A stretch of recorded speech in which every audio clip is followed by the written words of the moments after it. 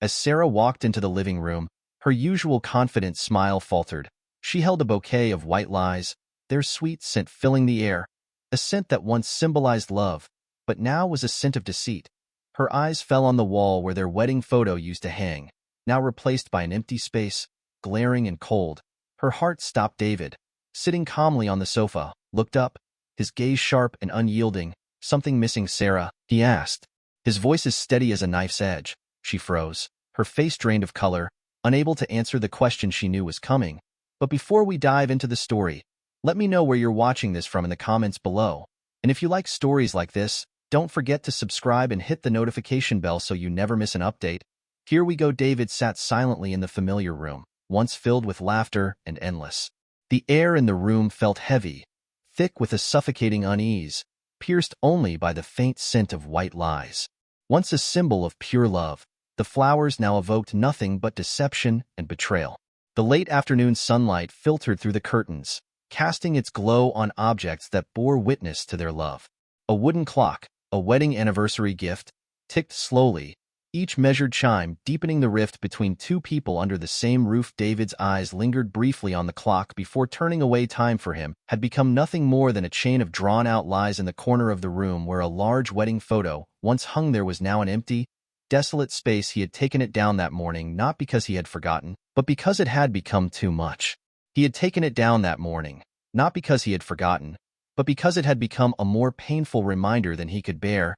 The image of Sarah in her beautiful white dress, her smile that seemed to hold the world now twisting his heart. That emptiness was not only on the wall, but had seeped into every crevice of their broken relationship. David put the book down, his gaze distant, trying to keep a calm face, but his fingers clenched tightly against the edge of the table. The woman who had once been his entire world now felt like a perfect mask hiding lies beneath her flawless expertise. He had begun to see the cracks he had once chosen to ignore. The atmosphere in the room was charged with tension, as if a great storm were on the horizon. David glanced out the window where the fading light of the day reflected the waning warmth in his heart. The wooden door trembled slightly as the key turned in the lock, a small sound but one that echoed throughout the silent house, breaking the heavy atmosphere like a ripple on a still lake. David kept his eyes on the clock on the wall, its hands moving steadily, indifferent to the storm brewing around them from the hallway. Sweet yet strange, "Honey, I'm home." The click of her high heels on the hardwood floor echoed through the room, each step echoing in David's mind. He used to love that sound. Every footstep once meant her return, the joy of reuniting after a long day. But today, each step carried an oppressive weight, like a countdown to an inevitable confrontation. Sarah entered the living room with a smile on her lips, but her eyes briefly avoided the empty space on the wall where their wedding photo used to hang. She paused, straightened her hair, and placed a bouquet of white lies on the table, her smile brightening. "I saw these flowers and thought they were so beautiful, so I bought them for you. You love lies, don't you?" "Don't you?" she said, her voice striving for a natural tone. David's gaze shifted to the bouquet, its pure white petals and golden stamens exuding an image of flawless innocence. But to him they were no longer a symbol of love. Those petals now felt like a veil hiding the truth, pristine on the surface but rotten at the roots. He responded with a slight nod, his lips remaining still as his eyes fell on Sarah's hands. She was holding the bouquet, but she was trembling. She was holding the bouquet, but her trembling fingers betrayed an uneasiness she couldn't hide, the air between them growing thicker, weighed down by unspoken words. Sarah glanced around the room, her eyes landing on the bowl of keys on the shelf where David had deliberately placed 2 movie tickets meant for someone else. But instead of showing her concern, she responded with a slight smile, the kind David knew all too well, her weapon of choice to divert suspicion. "What do you want this time?" But he was ready. David remained silent on the sofa, his gaze following Sarah's every move, his face betraying no emotion, as if her presence held no meaning for him inside. But the pain cut deep like sharp knives, slicing through his chest. His hand flipped a page in the book, though none of the words registered in his mind. Sarah, who had placed the bouquet of lies on the table, tried to appear at ease, but her restless eyes told a different story. She moved to the bookshelf, tracing a finger lightly across its dusty surface before stopping. For a brief moment, her eyebrows furrowed, but she quickly composed herself and turned to David with a forced smile. "Where's our wedding photo?"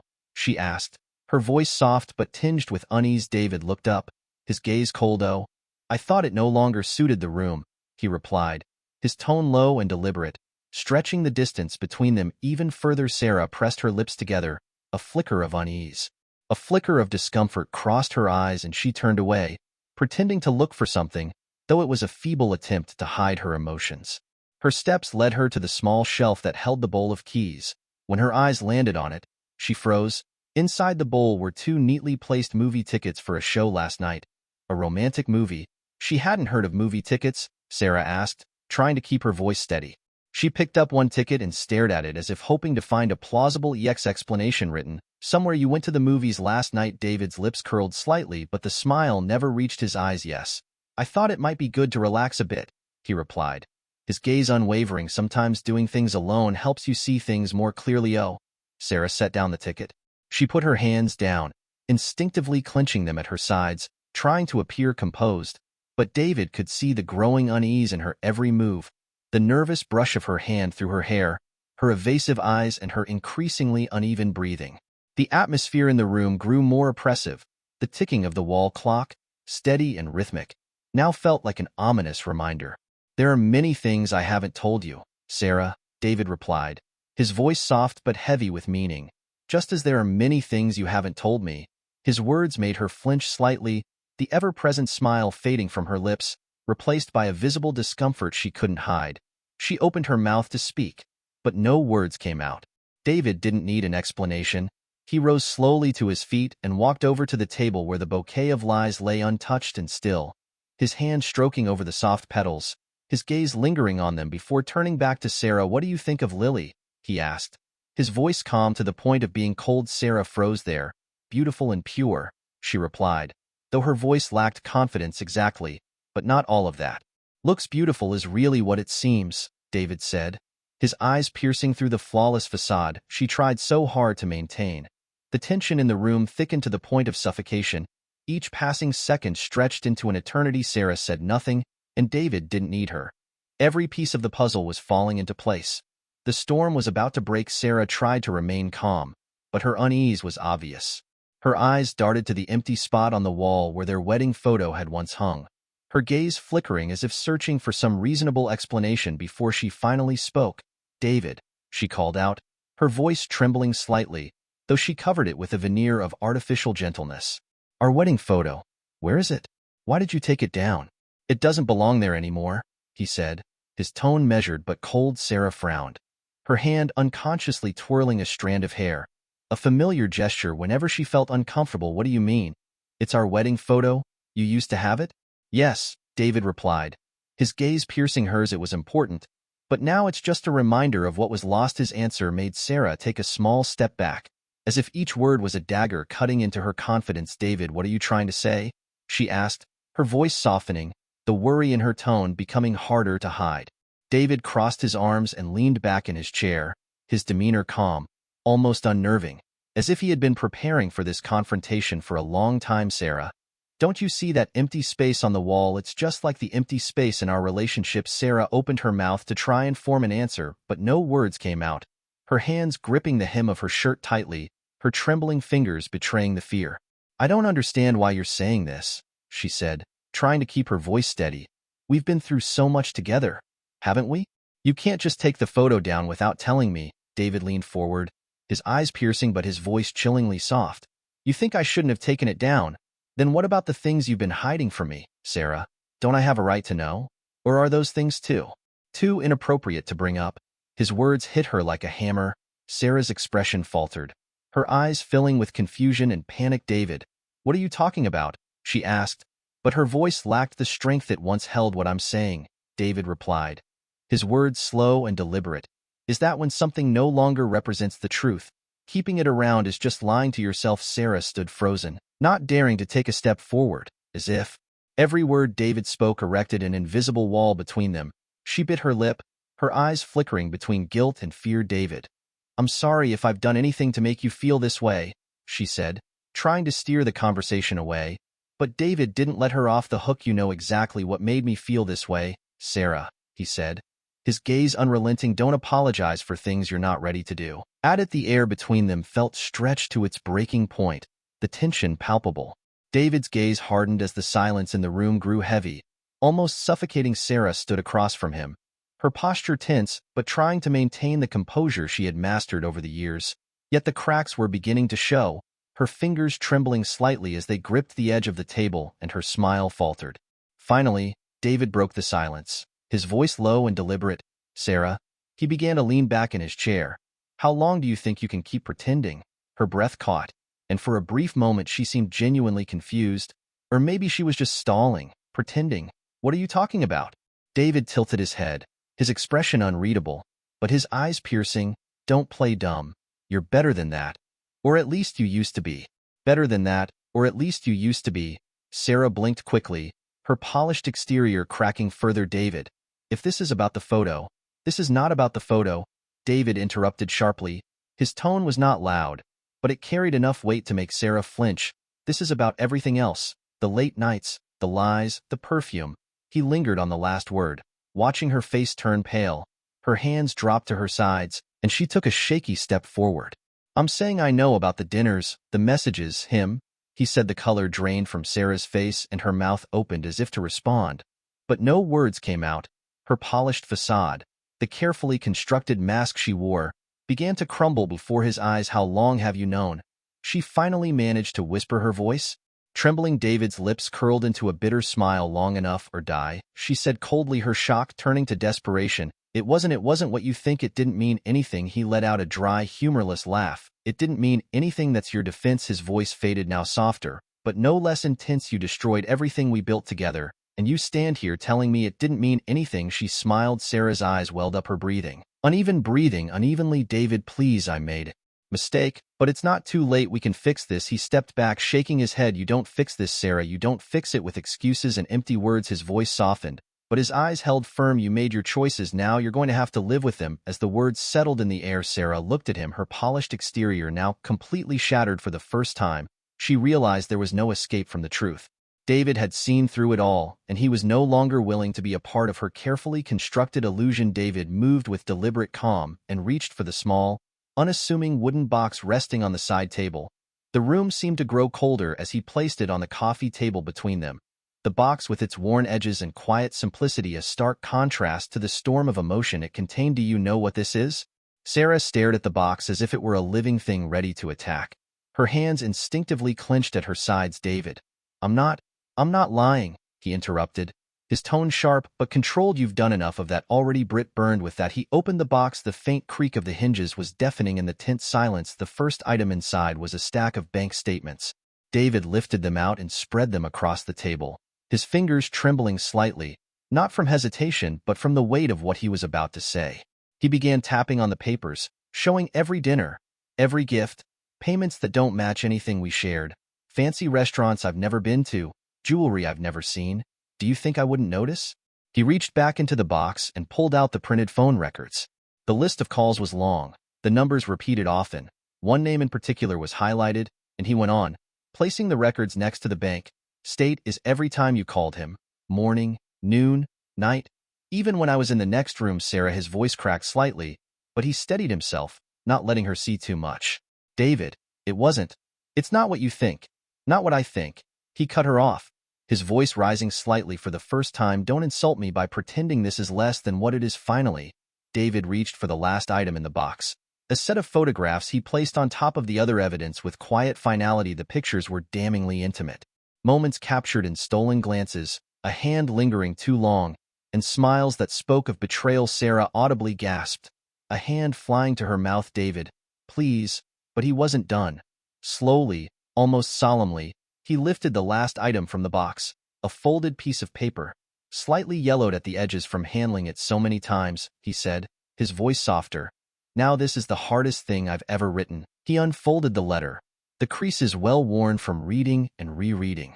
Sarah hesitated but took the letter, her hands shaking as she read. David watched the expressions flicker across her face: shock, guilt, and finally despair. The letter was simple, yet every word carried the weight of his heartbreak. "Sir, I loved you with everything I had. I trusted you. I believed in you. I built a life around you. But trust is fragile, and you broke it piece by piece. The late nights, the excuses, the lies, they didn't just break my heart, they broke the foundation of us. This box isn't about Revenge, it's about clarity. I had to see the truth for what it was, even if it hurt more than I thought it could. You may call it a mistake, but I call it a choice you've made over and over again. And now I'm making my David. Tears streamed down her face, but David felt no satisfaction, only an aching emptiness. The silence stretched on, broken only by the rhythmic ticking of the clock, and finally David spoke, his voice barely above a whisper. This is the truth. Sarah, you can deny it all you want, but it won't change what's in front of you. Sarah looked up at him, her polished exterior completely shattered for the first time. She had no words, no excuses, no mask to hide behind. David stood, leaving her to face the evidence of her choices, the weight of her betrayal sinking in. Sarah finally broke the silence, her voice trembling as she tried to piece together a defense. David, I didn't mean for this to happen. It was a mistake. I wasn't thinking clearly. David stared at her, his expression a mixture of disbelief and quiet anger. He shook. His head slowly leaned forward, his voice firm but steady. A mistake? Sarah, is that what you call this? No. A mistake is forgetting to lock the door. A mistake is spilling coffee on the carpet. What you did, his voice hardened, was no mistake. She flinched at his words, but he didn't stop. Do you even know how many times I told myself I was imagining things, that I was being paranoid? His eyes burned with intensity as he continued. Do you remember all the nights you came home late, smelling of perfume that wasn't yours, the way you laughed it off, saying it was from a coworker? David's voice cracked slightly, and he exhaled sharply, grounding himself before continuing. I wanted to believe you, Sarah. I wanted to trust you so badly that I ignored every red flag that flew in my face. Sarah took a shaky step forward, tears streaming down her face. David, I know I hurt you, but I didn't mean to. You didn't mean to. He cut her off, his tone rising slightly. Every dinner, every phone call, every lie. You didn't mean to, don't you? Didn't mean to. Don't insult me by pretending this was some accident. Her sobs grew louder, but David's resolve remained unshaken. He stepped back, creating more distance between them. His posture rigid and unwavering, he paused, considering the man's sympathies, his own. Do you know what it was like to sit alone at night, wondering where you were, questioning every word that came out of your mouth, because I could feel the truth slipping away from me every day? I'm sorry, she whispered through her sobs. I was wrong. I was so wrong. But can't we try to fix this? David looked at her, his face devoid of the tenderness that had once held it together. No, Sarah, you can't fix what you've already destroyed, and you can't undo the choices you've made. The room fell into a heavy silence, the weight of his words smothering any attempt she might have made to respond. The damage was done, and for David there was no going back. David let out a slow breath, his voice calm but unyielding as he broke the silence. Her face, but the look in her eyes was one of disbelief. David, no, you don't mean that we can talk this through, work it out, please? He shook his head, his resolve unshaken. I've already started to prepare, he said evenly, stepping back from the emotional chaos that had filled the room moments ago. My things are packed. The divorce papers are ready. I even filed them this morning. Sarah gasped, her hands flying to her chest as if his words had physically hit her. No, David, please, don't do this. We can fix this. Whatever it takes, I'll change. I'll give you a chance to change. He paused for a moment, his gaze softening slightly as he watched her crumble before him. This isn't about revenge or anger anymore. It's about freedom. I refuse. The weight of his words seemed to settle on her as she sank deeper into the chair, her tears falling silently. David straightened his posture, his tone firm but final. I signed it because I trusted that you would never give me a reason to use it, but here we are. His lips curled into a bittersweet smile. Ironic, isn't it, that something we agreed to as a formality is now my safety net? A strange sense of calm washed over him. The decision had been made and there was nothing left to weigh him down. He looked around the room one last time, his eyes lingering on the empty space where their wedding photo had once hung. It's all done, Sarah, he said quietly. The movers are coming. With those words, David turned to leave for the first time in months, feeling light, as if the weight of betrayal had finally been lifted from his shoulders. Though there was pain in leaving, there was also relief. A new beginning waited just beyond the door, and as he stepped out, closing the door behind him, the sound was not an ending, but a quiet, determined step into a freer, more honest future. As the door clicked shut behind David, the silence in the room was deafening. She remained motionless in the chair, her tear-streaked face frozen in disbelief, her eyes slowly drifting to the table in front of her, the bank statements, phone records, photographs, and the letter, all cruel reminders of the truth she could no longer deny. Her hand trembled as she reached out to pick up one of the photographs, her fingers brushing over the glossy surface as if to erase the damning evidence. The weight of it seemed unbearable. The realization hit her in weights, each stronger than the last. Her breaths grew shallow, uneven, and finally gave way to a wrenching sob that echoed through the room. With a wrenching sob that echoed through the empty room, Sarah sank to her knees, clutching the photograph tightly to her chest, her shoulders lifting with each sob as she curled up in a ball, surrounded by the physical manifestations of her image. The bouquet of white Eli lilies sat untouched on the table. Now a hollow, mocking symbol of all she had tried to hide from David, she whispered to herself, her voice breaking under the strain. "Please don't leave me. Please." She crawled to the table, her hands groping for the letter David had left behind, pulling it close, reading it again through blurry, tear-filled eyes. "David, you said for better or for worse, that was our vow. You promised me forever." Her words choked by the sobs that overcame her, but her pleas were met with nothing but silence. David's absence loomed over her, an unbearable void that no words could fill in the room once filled with shared memories. The memories felt colder now. Sarah clutched the letter in one hand, a photograph in the other, her body shaking as she sat on the floor, surrounded by the very truth she had denied for so long. Outside, the faint sound of David's car pulling away was the only answer to her cries. She looked up at the empty space on the wall where their wedding photo had once hung, her tears falling freely, and though she whispered his name one last time, her voice was hollow, lost in the emptiness of the moment. The only thing left in the room was the overwhelming silence and the weight of her own choices. David stood in the doorway, his suitcase at his side, the familiar weight of it grounding him in the moment. He turned one last time, letting his eyes sweep over the house that had once been their sanctuary. The walls, now shadowed in the fading light of late afternoon, seemed to carry the echoes of a life that no longer existed.